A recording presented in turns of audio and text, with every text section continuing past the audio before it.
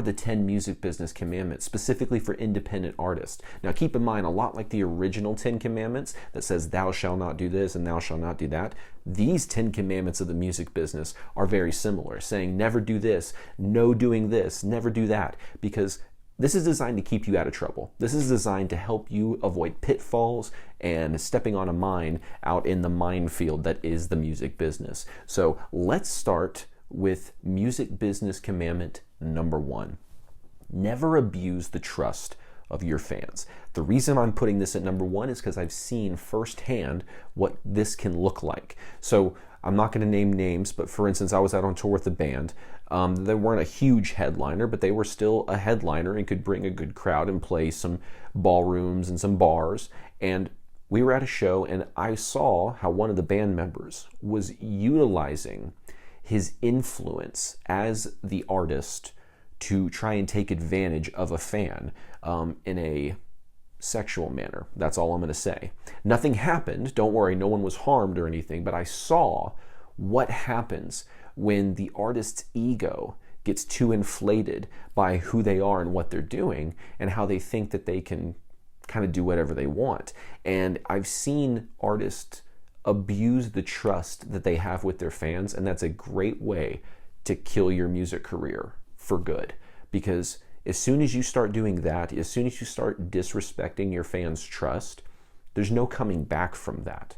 And I don't mean abusing their trust just in the example that I've given, but even if it's like, in your marketing, if you say, yeah, this is going to go away in 10 days, but it's 30 days later and it's still up, you're abusing your fans' trust. When you say, hey, we're going to release music on this day, and then you keep pushing it back and you keep pushing it back and you keep pushing it back, you're abusing your fans' trust. So in a situation like that, it's really, really bad to ever, in any circumstance, abuse your fans' trust. That is something that is more valuable than money, right? Your fans are going to be directly responsible for your monetary and financial support, but an even greater commodity that they share with you is the trust they have with you, okay? So never, ever abuse that trust, okay? Because it's just a recipe for disaster. Now, music business commandment number 2, along some of the same lines, but in a different avenue, never neglect your core fans.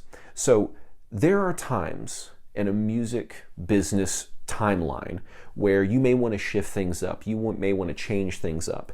That is totally fine, but sometimes what happens is the core fan base gets neglected at the cost of the new fan base. And I think that can be a little bit foolhardy for an artist's career. I think it can lead to some damage, not just in their stream numbers, but in their relationship with their fans, where it's like you build a core audience that loves you for a specific reason and you're engaging with them on a regular basis, but then you decide to change things up and then you start ignoring these fans and you start not doing cool, valuable things for them, and you're only focusing on how you can get new fans into your new sound or whatever it is you got going on. So never neglect your old fans at the cost, of getting new fans, right? So basically never make the cost of getting new fans so high that it includes neglecting your old fans. Those are 2 commandments, so to speak, that are designed for you to understand that as an independent artist, your music business needs to be fan-centric. When I saw a band recently called 12 Foot Ninja, they kind of recently announced that they're going to stop releasing music as that project. That project is coming to an end.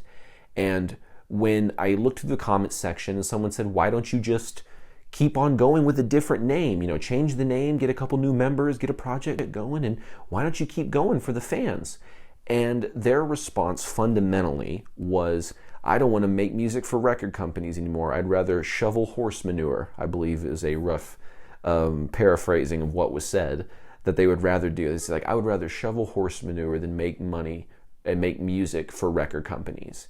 And I was like, wow, that's just really sad, because you've lost the plot at that point, because you never made music for record companies. You made music for fans.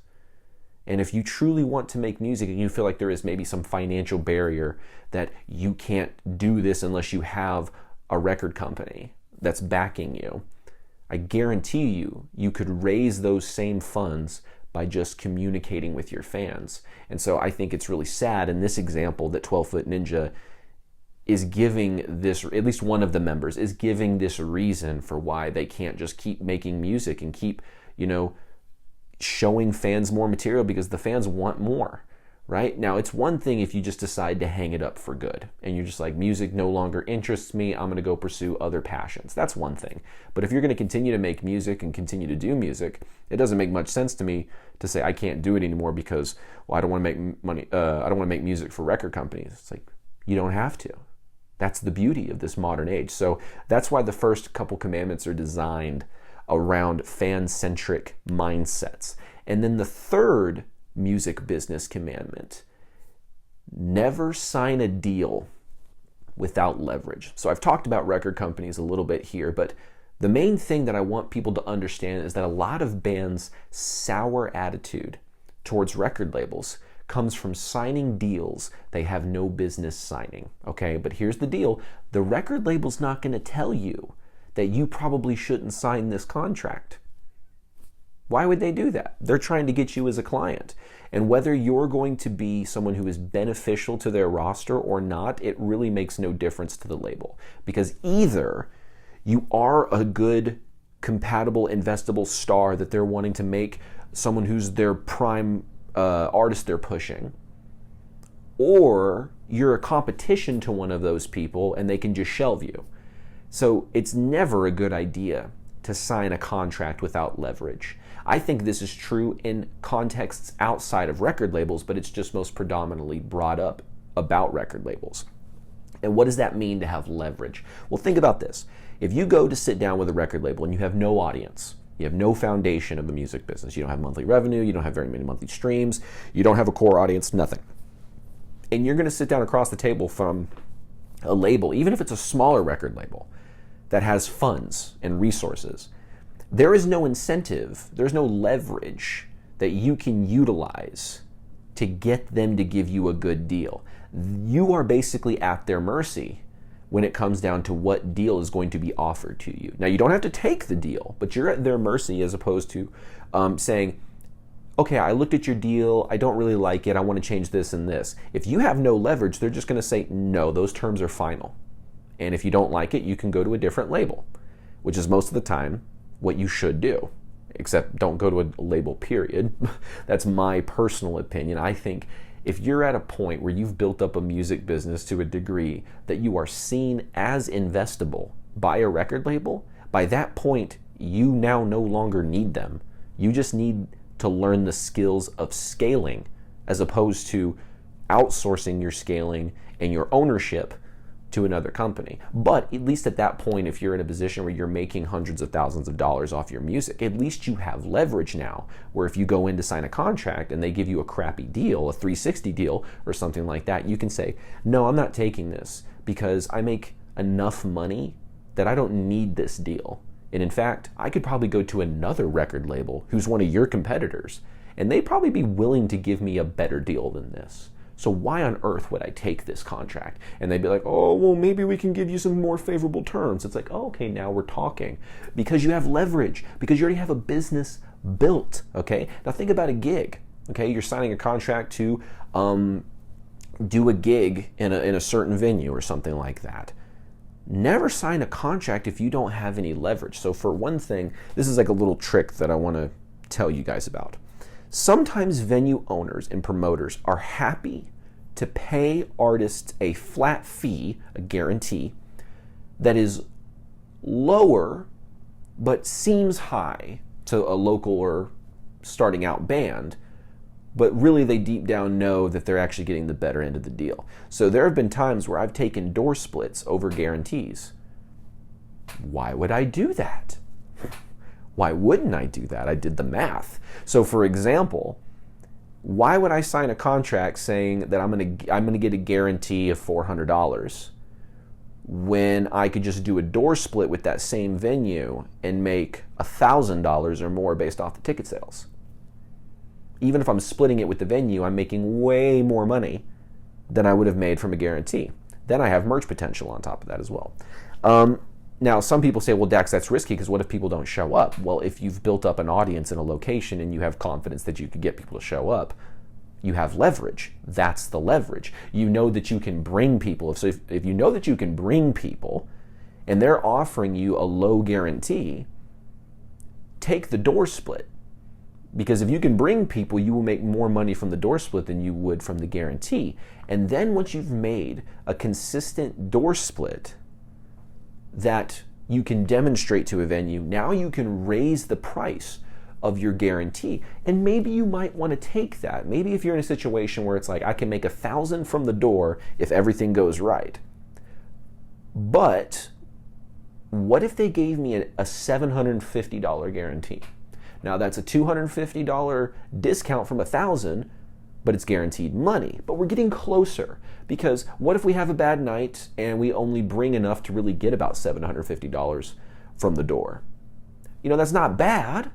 It beats a poke in the eye, but at least the $750 is guaranteed money, whether people show up or not. So you can leverage audience attendance that you demonstrated in the past with door splits to leverage higher guarantees. You see how that works? You go in and they offer you a low guarantee, $200, $400. And you say, no, I'd rather take a door split. And at first they're happy because they're usually scared to pay band's guarantee because they don't know whether they can actually bring people.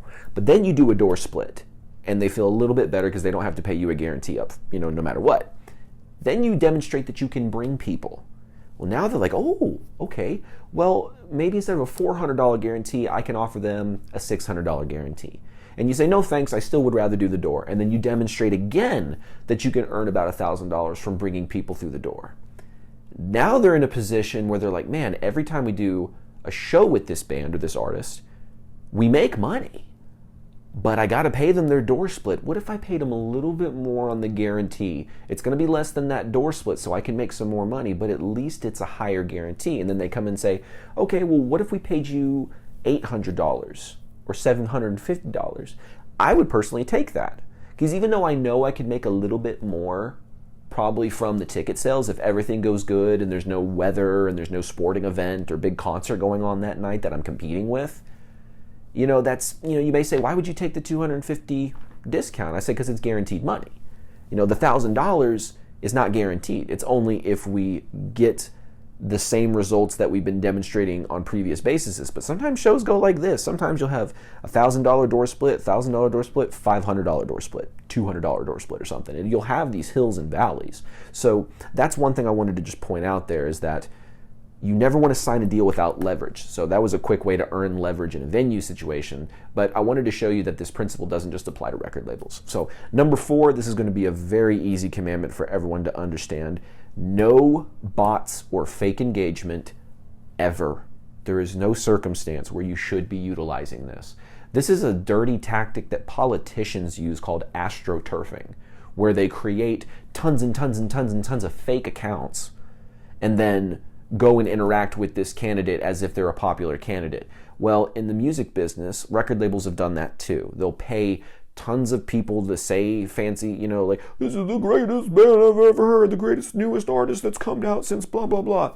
And they'll pay for bots to juice up streams to say, look how good they're doing, right? Except that's a dangerous game to play because whether it's a record label buying bots on your behalf, which is dangerous because now you don't have control of your music and people doing illicit, illegal things with it. But on the other side, even if you don't have a record label that's doing that, and it's just you, that's even worse.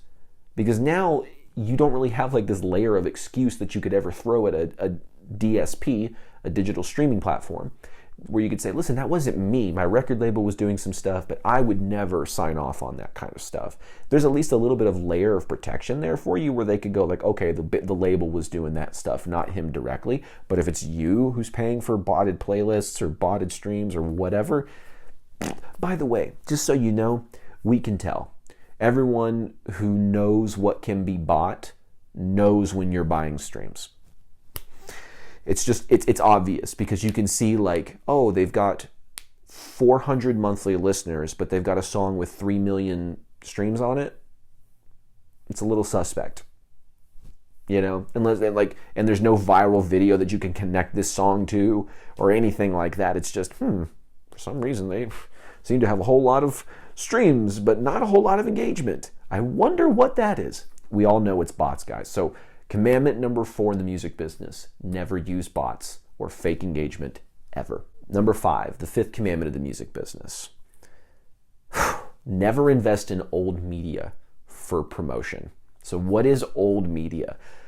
The two main things that I can think of, really, there's more, but the two main things are television and radio, or even newspaper, if you want to go that route. Those are just not worth investing in my opinion, because they're outdated models and they're expensive as hell. And funny enough, I have a good friend who owns a pizza shop, and they were talking to me like, you help artists, with their advertising and stuff. I was like, yeah. And they're like, could you help us out? Here's some of the things that we've done. One time we paid for a TV time slot, and I said, no, you didn't. They're like, yeah. They're like, I'm like, yeah, I know. I'm like, let me guess, it went terrible. They're like, yeah, it was terrible. We spent like 5 figures on this and nothing happened. I'm like, of course, because that's a huge waste of money, and they overcharge like crazy just to try and keep their industry alive. Same with radio. I have friends in radio that may take offense to that statement, but it's just the fact of the matter. Radio is a dying industry. It's holding on for dear life in certain markets that rely on radio for consumption. But outside of that, the DSPs are eating up the entire market share when it comes to how people are consuming music. YouTube and Spotify alone, not even including Apple Music and Amazon Music and all the other ones, just those two alone have taken so much market share that radios are struggling to get the numbers they used to get. There's just a diehard group of people that like the radio and just like listening to ads in between their songs, where they get 5 ads and 2 songs every day, all day. But anyway, yeah, don't invest in old media because it's a waste of money. I've invested in radio campaigns. I can tell you, I've had team meetings with my band and said, here's when we invested in the radio campaigns, and here's our Spotify numbers at the end of the campaign. They look almost identical. So we can clearly say that during the time that we paid for this radio campaign, which was about 4-figure investment there, we saw no increase in our Spotify's or our Apple Music. 0% increase. However, put out a good piece of content that drives people to the song, all of a sudden you see this big spike, or you play a big show with a band who's a perfect fit. And by a perfect fit, I mean the audience is going to be the most receptive to your sound. Then all of a sudden you see this little spike happen. But no, whenever you pay for a radio ad or television ad, you will never see that spike. It never happens. But you will see a spike in debt. You'll see a spike in the insufficient funds payment that's in your bank account. But outside of that, there's not much other spikes you're going to get. Okay. Commandment number 6 in the music business. Never pay to play or to be endorsed. Now, some people are going to get up in arms about that, so let me make some clarifying statements here. Number 1, when it comes to pay to play, there is a rare time where it makes sense to pay to be a part of an opportunity. It's very rare. It should be 1% or less of your total gigs. If you play 1,000 gigs in 5 years, I think one of them, so that's like less than 1%, should be an actual you paid to be there type situation. And honestly, sometimes it doesn't make any sense to do it. Like, I hate to throw this venue under the bus a little bit, but there's a venue called the Whiskey A Go-Go on Sunset Strip. And if you want to go play there, you can go play at the world famous legendary Whiskey A Go-Go, but you will have to pay if you're not a big act. Okay? Now, what's the value in doing that? You're going to start the show negative. They don't have a great place for you to set up merch. People that come through are typically tourists and don't really have any interest in buying the local band or regional band's merch. They're just coming in there to see who's on stage. And because of this, the activity goes very quickly. People will be in, oh, I'm inside the Whiskey A Go-Go, that's so cool, I'm out. The next tourist bus will stop up. People come in, hey, I'm at the Whiskey A Go-Go, and then I'm out. Sometimes you get a lot of people that flood in there, a lot of people that don't. But the whole point of it is it's a lot of the time a waste of money and a waste of time. Now, when it comes to endorsements, this is a 100% rule. You should never have to pay to be endorsed. There was a guitar scam that was going around where this, I think it was TTM Guitars or something like that, where they were saying that their guitars were sponsored or endorsed by all these artists. And what that meant was they had like held the guitar and went, oh, that's pretty cool. It's like, you're endorsing our instrument now. Ridiculous. They were doing things like that. And if you paid them, depending on if you paid them more, you got a higher endorsement level. But if you paid them less, you got a lower endorsement level. It's a total scam. You turn into the product. And like, if basically the reason somebody wants to endorse you is because you are going to get their name out there in front of your fans. That's why endorsees get endorsed. like it's literally there to get the brand recognition of the company to a broader scale. But if you're an up-and-coming artist and you have none of that, and people are saying, well, yeah, but if you pay me some money, I'll sponsor you. I'll give you if you pay this, I'll give you a discount. So what they did is they would give you a discount on the gear, on the guitars, and frame that as an endorsement. It's just a discount. It's not an endorsement. So you should never, ever, ever, ever have to pay to be endorsed by a company. It should be a relationship where usually a percentage discount is negotiated. I remember I was an entry-level artist for Mesa Boogie for a little bit of time, and they actually helped me fund the repair of my amp when it blew up at this venue in Dallas. Crazy story. I'll tell you another time. But I got 50% off, but I was like a C-level endorsee. I wasn't a crazy high level. And apparently, if you're higher up, they would cover more of those costs. But because I was a lower endorsement level, I was on that lower level, I didn't get as much of it covered. But hey, I got basically 50% of it covered, and it was awesome. So thank you, Mesa. You guys are awesome, and I love your amplifiers. So this is one of those things where you should always be getting some sort of reciprocal gain that is in value to what's going on. You should never be charged a large sum of money to become an endorsee of a company. Number 7, the 7th commandment of the music business. Never leave yourself vulnerable financially. Now, here's what I mean.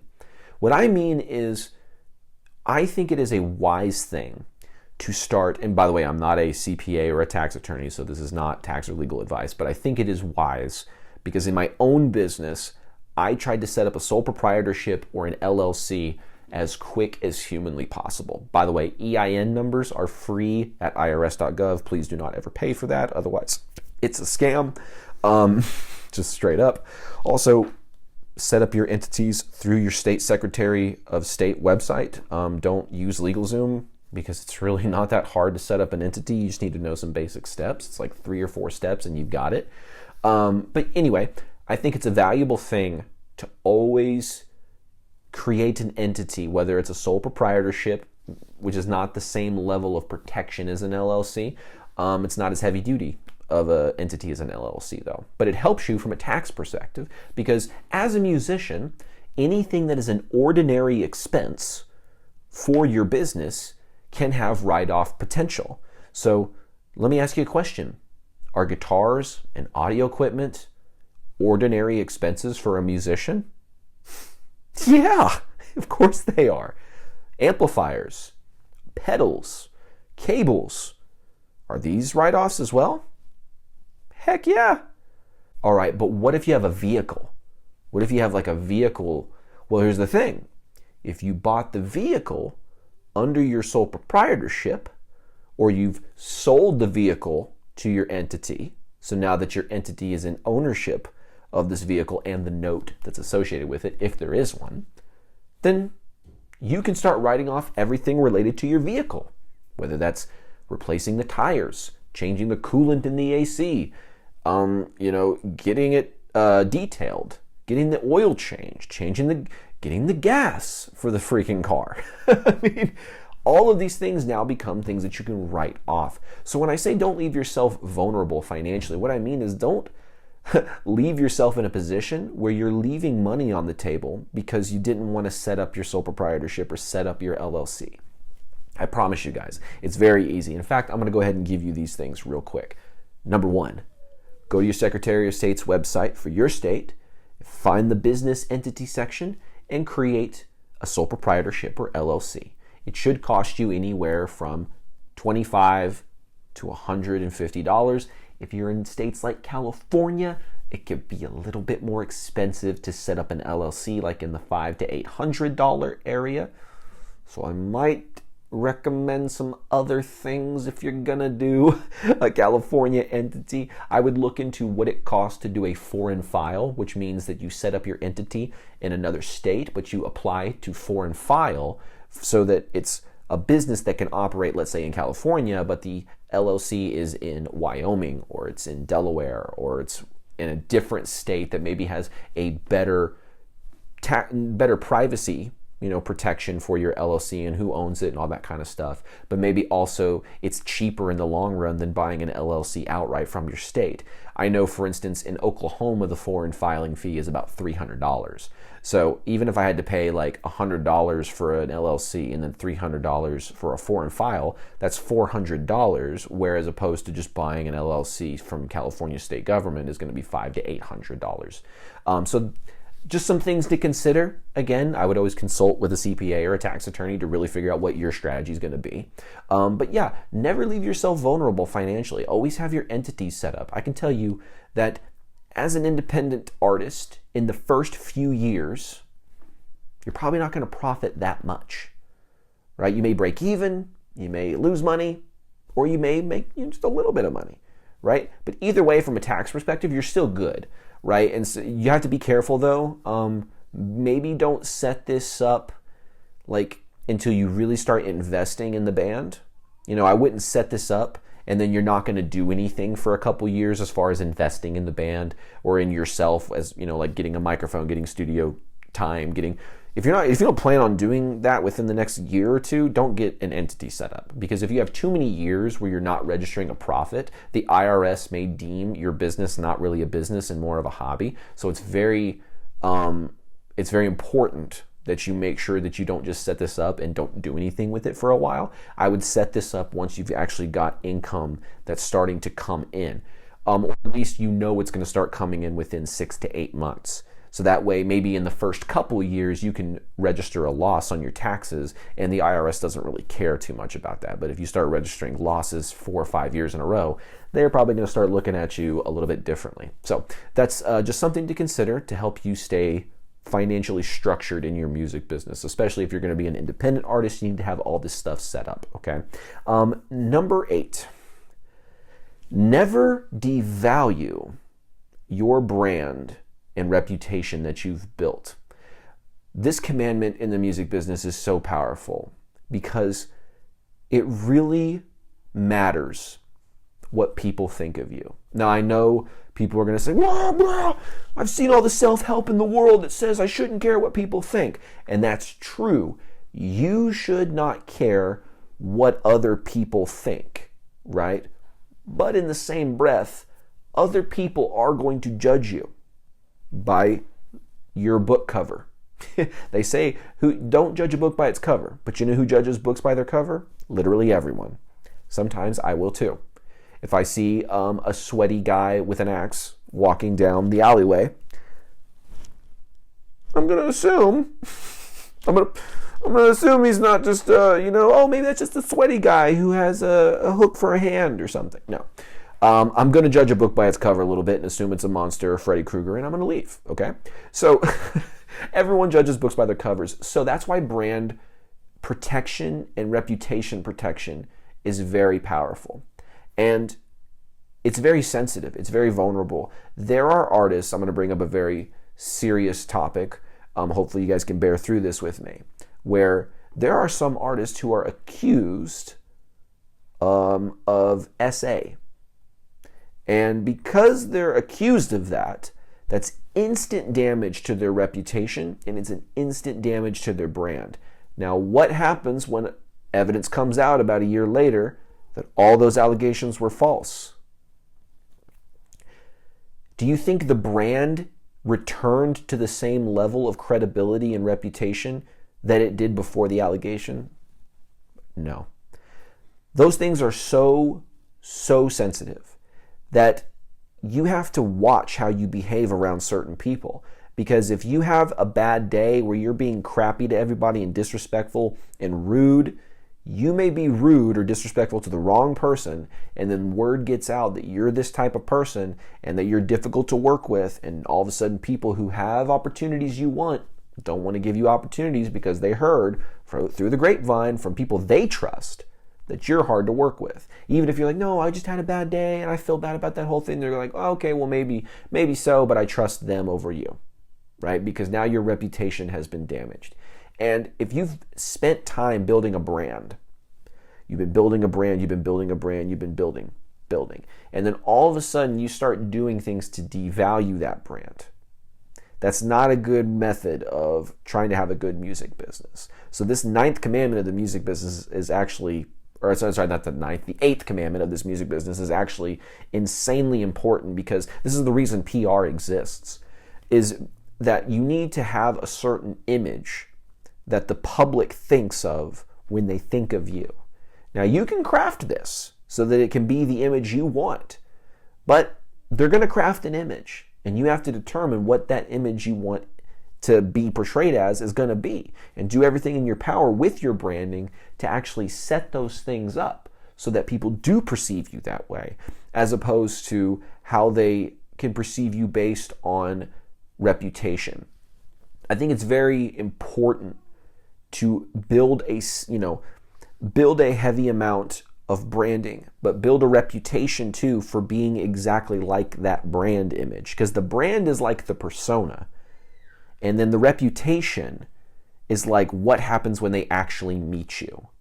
You know, we have this image in our head about what an artist is or who an artist is. That's the brand. And then we meet them, and that's their reputation, is what our opinion is of that person once we meet them. Because once we meet them, now we're going to go start telling other people, yeah, I met this person, super cool. Like for me, there was a brand for a guy named Mark Tremonti, right? He was the guitar player for Creed, Alter Bridge, has his own side projects, fantastic guitar player, has literally sold millions and millions of records. So there's a brand around him, right? But then I met him. Super nice guy, one of the most down-to-earth people I've ever met. Literally probably one of the nicest musicians at that caliber of success that I've ever met in my entire life. So what is Mark's reputation in the business? He's a great musician and he's a great guy. And his reputation, it fits. It fits who he is. So that's one thing. But then there's other artists.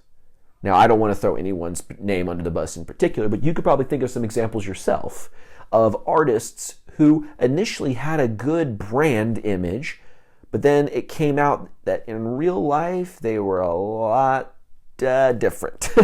They weren't as good of people as they were portraying themselves to be on the stage as they were behind the stage. So as an artist, you need to not only protect your brand, how people are going to perceive you on an instinctual, intuitive basis, but you need to protect your reputation, how people are going to talk about you based on their interactions with you. And those two things together, when you have a good reputation and a good brand working together, you have a powerful foundation inside of your music business, as opposed to being in a position where you may have a good brand, but your reputation is kind of bad, and so that can hinder opportunities, plus that can leak out to the broader community and start to affect your brand, right? Or you got a great reputation, but your brand is kind of boring and no one really knows who you are, right? So you can't have it unbalanced, right? You got to have powerful brand and reputation. So next, the 9th commandment of the music business: never compromise your artistic integrity. Now, I'm going to be very specific about this. Never compromising your artistic integrity does not mean you never make money, you never sell things, you never persuade. That's not what that means. What that means, I'll give you a quick analogy, a quick story that's actually very, very true because I lived it. I was working with a label, and we were creating a single for this EP that we were about to put out. The label picked a song that we didn't want to choose for the single, but it was the most radio friendly, so that's the one they wanted to go with. And they kept harping on us, you need to cut this out, you need to cut this verse out, you need to cut this line out, because we need to be at the chorus 30 seconds into the song. Like, I understand where you're coming from. I'd be happy to chop up a little bit of the intro, I'd be happy to chop out a little bit of the bridge, but the verses, pre-chorus and chorus, need to be as is because they're part of the flow of the song. And I was battling through email and in person with this label because they're like, we know better, we know it's not going to perform as well if you don't have the chorus by 30 seconds, we just know it. And then by the time it was all done, we stood our ground and said, no, we're not doing that. We're doing it this way. And in the end, the label came back and said, we're glad we listened to you. I think you guys were right in the long run. What? Yeah, exactly. So if you stick with your guns, because you know how your art is supposed to be. You know how your art is supposed to be created because you're the one creating it. So when a label or anybody else is trying to come in and compromise your integrity artistically by saying, no, you need to take out this verse and take out this pre-chorus so that you can fit this formula that we have for radio, you never have to do that. And I would recommend that you don't, because they don't actually know the future. There have been times where songs that don't get to the chorus by 30 seconds blow up and get Grammy nominations. I've seen plenty of songs, gosh, especially in the rock genre. Metallica has songs on the radio that are 7.5 minutes long. I don't know how they do it. Even if it's trimmed down, it's like 6.5 minutes. It's crazy. So I think, and they go, well, that's because they're Metallica. I'm like, well, okay. When Metallica wasn't Metallica, what allowed them to do it then? You know what I'm saying? Like, Metallica wasn't Metallica at one point, and then they did that, and people were like, well, you can't do that. And they're just like, well, we did. And now when other people try to do it, they have this internal thing of like, well, we're not Metallica. Or a record label will say, well, they're not Metallica. They can't do that. It's like, well, who was Metallica when they did it? They were doing the same crap. They were on the same trajectory we are right now. They were just trying stuff. They were just writing stuff and trying stuff. So never compromise your artistic integrity. And that is specifically referring to the art. Compromising your artistic integrity is not making money off your art, right? Compromising your artistic integrity is changing your art to make money. You see the subtle distinction? When you're creating your art, you don't even think about the money. You don't even think about the business. You just think about what makes this song a good song. And then from there, once the song is done, it's mixed and mastered, and it's all finished, and the bow on the gift is wrapped, now we can start thinking about how we can monetize it. And we can still maintain artistic integrity. Why? Because the money didn't influence the writing. The writing was just the writing.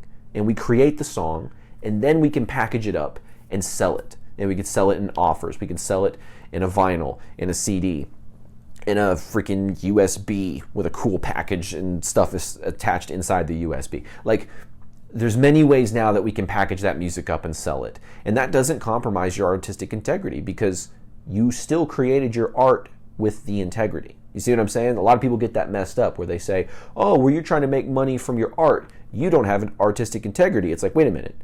I wasn't sitting in the studio going, I'm going to make so much money, and then wrote the song that way. I wrote the song because it means something to me, but I also understand that I want to have a career, so I do have to monetize. So just wanted to make sure that it's clear on this 9th commandment of the music business that never compromise your artistic integrity is referring to your music and your art. It is not referring to your business. So just making that distinction. And then number 10, never network solely for gain. Now, what does that mean specifically? What that means is don't be that type of person where the only time you reach out to someone is when you want something from them. And it's very clear. So there's nothing wrong with thinking, hey, it would be good for my career to build a relationship with that person. Nothing wrong with having that thought. Nothing wrong with reaching out with someone because you know ultimately in the long run, this would be a good relationship to have in my music business. What is wrong is when you reach out to them, you dehumanize them a little bit and you just kind of view them as a method to get money, as a method to advance your career, as opposed to being like, let me build a genuine friendship, a genuine relationship with this person and not force anything. Let's just build relationships. And then when opportunities arise, maybe they'll think of me. You know, maybe I can follow up with them and ask them some questions to help get me a better network or get an opportunity or something like that. Don't reach out to people or hang out with people with this double-minded type of thing. In the Bible it says, don't let your left hand know what your right hand is doing. And so I think that's a very similar analogy here inside of your music business. And this 10th commandment of the music business is, don't reach out with people and treat people like stepping stones to advance your career. Reach out to people to build genuine relationships and friendships with people. I can tell you what's cooler than getting an opportunity from knowing somebody. Knowing somebody cool enough to give you an opportunity. Do you understand the difference there? So just because you can get a cool opportunity from someone, that's cool. Hey, I knew this guy and he gave me this cool opportunity. Oh, that's great. You know what's cooler than that? Knowing somebody and being friends with somebody who is the type of person that can give opportunities. So I can tell you right now, like, for instance, it would be cooler for me to know and be friends with somebody like Mark Tremonti with no financial gain between that relationship whatsoever. That would be better than only knowing Mark because he gave me an opportunity to open for him once. That's not as good of a connection. I would rather be friends with that person, one, because they're actually a genuinely cool person, two, because you're trying to enhance your circle. And when I say enhance your circle, I'm not saying just enhance your circle so your career gets better. I'm talking about a general life principle that you should enhance your circle. That is a genuine principle that you should apply in your life, generally speaking. Who is your circle of influence? And then audit that circle of influence and see if, how can I upgrade that? How can I actually build relationships with people who I think this would be awesome to, these people would be awesome to know, just from the fact of knowing them. And when you come at networking with this mentality, it's easier to network because you're not sitting there overthinking things like, okay, well, wonder if I can ever ask for a thing, and you're thinking about how you can get something from somebody. That's not ever going to lead to good networking at all. In fact, people will smell the desperation on you. You never want to do something like that. That can damage your reputation.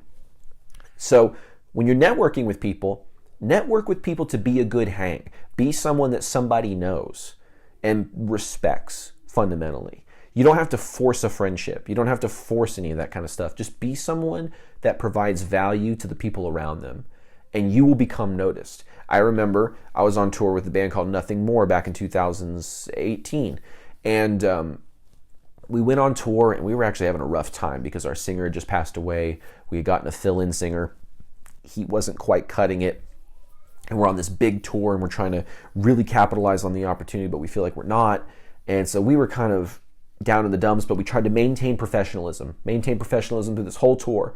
And then what happened was we heard from somebody else in the industry that this tour manager for Nothing More had said positive things about us. Like, yeah, Kira, those guys, they're hard workers. They're very easy to work with, low drama. They're not high maintenance. They're actually a good hang. We're like, that is so cool. But how did we do that? Did we sit around and scheme? Okay, I want you to go talk to the manager and build a relationship. No, we just provided value to the show, provided value to the tour, showed up, did our jobs. We weren't tough to be around or difficult to work with. We were fun-loving, music-loving people that were just happy to be on tour and happy to be sharing our music around with people. And we're willing to do what we need to do to get the show set up, get the show rocking, and everyone have a good time. Serve the show, right? And that's what led to better networking opportunities. So come at networking with this mindset of, I'm going to go in and I'm actually going to provide value to the people around me. And that's how they're going to remember me. So I hope you guys have enjoyed these 10 commandments of the music business, especially for independent artists. So let's go through these one by one. Commandment number 1, never abuse your fans' trusts. So let's go through now all 10 commandments of the music business, especially for independent artists. Number 1, never abuse your fans' trust. Number 2, never neglect your core fans, the ones that make you actually able to be a professional musician in the first place. Number 3, never sign a deal without leverage. Number 4, no bots, ever. Number 5, know old media promotion. Only new school. Number 6, never pay to play or for endorsements. And if you do have to pay to play, make it 1% or less of your total gigs. Number 7, never leave yourself vulnerable financially, meaning set yourself up so that you're protected with either a sole proprietorship or an LLC. That way you can utilize deductions and write-offs, but you also have a layer of protection, especially if you have an LLC. Number 8, never devalue your brand or your reputation. Those are some of the most valuable things that you have in your music business. Number 9, never compromise your artistic integrity, right? That's not referring to your business. You can still sell your music and still have artistic integrity. Just don't make your music for the money. Make money off the music that you made for yourself. And then number 10, never network solely for gain. Network to build value and be a good person and a good hang, okay? And hopefully, by you utilizing these 10 commandments inside of your music business, this will keep you out of trouble. This will keep you on the straight and narrow path and hopefully bring you a lot of value as you avoid missteps and mistakes that most artists are making every single day. So if you enjoyed this video and you learned something, hit the like button, hit the subscribe button, and also we are doing a special deal where we're taking in a limited number of clients to help them build out their email list and monetize it. So if that's something that you're interested in and you're an independent artist that wants to grow their career and actually start to get paid for their music outside of streams, then go ahead and click the link that's in the description. Go to musiciansignite.com and look at how we can start working together one-on-one. So thank you guys so much again for watching this video. I look forward to seeing you on another video inside of Musicians Ignite.